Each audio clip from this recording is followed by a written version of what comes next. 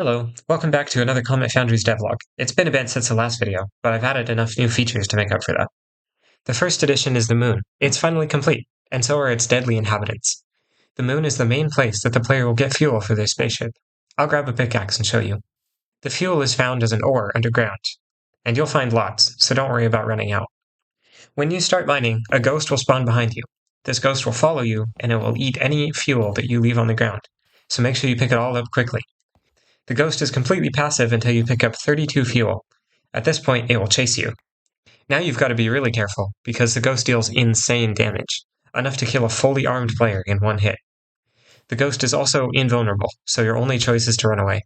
At first, it's slow and easy to escape, but the more fuel you pick up, the faster it gets. If it catches up to you and kills you, then it will slowly sink into the ground and despawn. The ghost serves to limit the amount of fuel you're able to mine at one time. You can choose to play it safe and pick up just a little bit of fuel, but then you'll have to come back here more often. If you want to stockpile fuel, then you'll have to be more careful. I haven't given a technical explanation for how I've made any of the past features, but I'll try to briefly explain how everything works this time. These ghosts took a while to get right. It was hard to get them to keep track of the player and not just wander off and get lost. The way I ended up making them was by stacking a zombie piglin on top of an allay. The allay is set to follow the player. Allays naturally try to stick around their owners, so the ghost will stick close by. The piglin is what actually attacks the player. I chose a zombie piglin because they can be told to target only one specific player. So when you cause a ghost to spawn, the piglin is set to target only you. To modify the speed of the ghost, I set the allay's movement and flying speed attributes based on the amount of fuel in their targeted player's inventory. The big floating purple box is a custom item model on a piece of fuel. You can see the item because the allay is holding it in its hands. The item has a custom enchantment that runs a function once every second to modify the entity's attributes. Now, I want to share the start of the spaceship. The spaceship is nowhere near complete because it's such a complicated part of the game. The player's got to be able to build the spaceship and upgrade it and board it and fly it, and I've only just started on implementing all that. Over here is the blueprint. The blueprint is provided by the hologram projector beneath it. The idea is that the player will craft a hologram projector out of scrap parts from their crashed spaceship, and then they'll follow the blueprints to build this structure. Once it's built, the player will be able to hop inside and travel to different planets. Building the spaceship will mark the end of the tutorial section of the game. Up this way, I've got a very basic mock-up of what the interior of the spaceship will look like.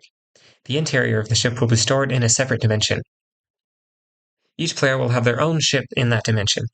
When the player boards their ship, they will be teleported to the ship dimension inside of their spaceship. I want the player to be able to build and redecorate inside their spaceship, but I don't want them to be able to break the walls of their spaceship and escape into the endless void. So I needed some way to make the walls unbreakable, but everything else still breakable. I found a Blockbench plugin to convert Minecraft structure files into item models. This structure on the right is made up of real blocks, and I made a structure file of that and used the Blockbench plugin to convert the structure into an item model. Then I just summoned an item display and pasted it over a bunch of barrier blocks. So the interior of the ship looks like it's all made out of blocks, but the player isn't able to mine any of the walls. The final big feature I created is laser guns. I've created 6 different guns so far, but there will be plenty more in the future. The base item for these guns is a crossbow, and their behavior is fully customizable with a bunch of custom enchantments. All of these guns start off with a laser enchantment. This controls the basic features of what differentiates these guns from a regular crossbow. This enchantment manages reloading the gun and shooting the correct projectiles. I'll show you this revolver as an example. The revolver can shoot 6 times before it requires a reload. The durability bar on the item shows how many shots it has left before it needs to be reloaded. It reloads pretty quickly, but it doesn't do very much damage. The sniper rifle is kind of an opposite to the revolver. It can take only 1 shot before it needs a reload, but its lasers travel faster and much further, and deal more damage. The pistol can only fire 1 shot each reload, but it reloads super fast. The shotguns shoot 10 lasers at a time, deal decent damage, and have a decent reload time. And finally, the Omni Blaster. This thing is OP. It takes a while to charge. It shoots 100 lasers in a full 360-degree spread.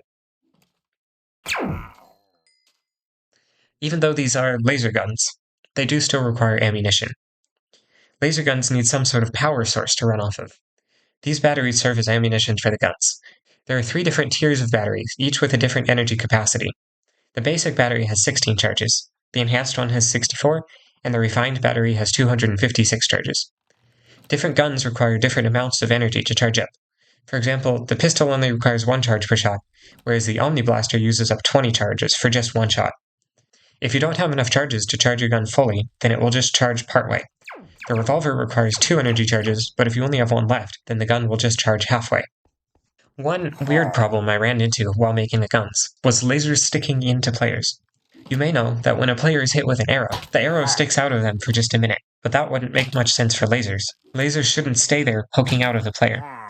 I tried to find a way to make arrows not render on the player, but the only way I could find was to set the arrow entity texture to be completely transparent. But, of course then, the arrows flying through the air would be invisible as well. But then, I found out that when a spectral arrow hits the player, it renders as a normal arrow poking out of the player. So I removed the regular arrow texture, and the guns shoot spectral arrows instead. But then there's a new problem. Spectral arrows are different from regular arrows for a reason. They cause entities to glow when hit. Luckily, I found a simple enough solution to fix this too. In the laser gun enchantment definition, I made a post-attack effect to apply the glowing effect to any entities that are hit with a laser. The key is that the duration of this effect is 0, and the amplifier is the maximum possible.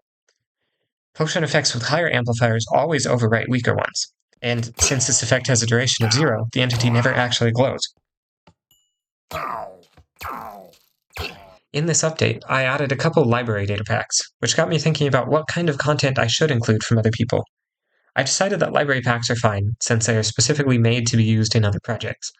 But what about other kinds of packs? For example, if someone creates a really cool feature in a data pack, should I just use their pack in my project? Should I try to recreate it from scratch? Should I avoid using it altogether? And what about assets?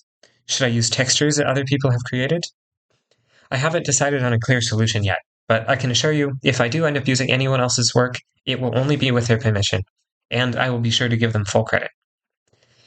That's it for this devlog. Next time, I'll be tackling the ocean planet and making progress on the ship world. So if you want to see that, be sure to subscribe, and thanks for watching.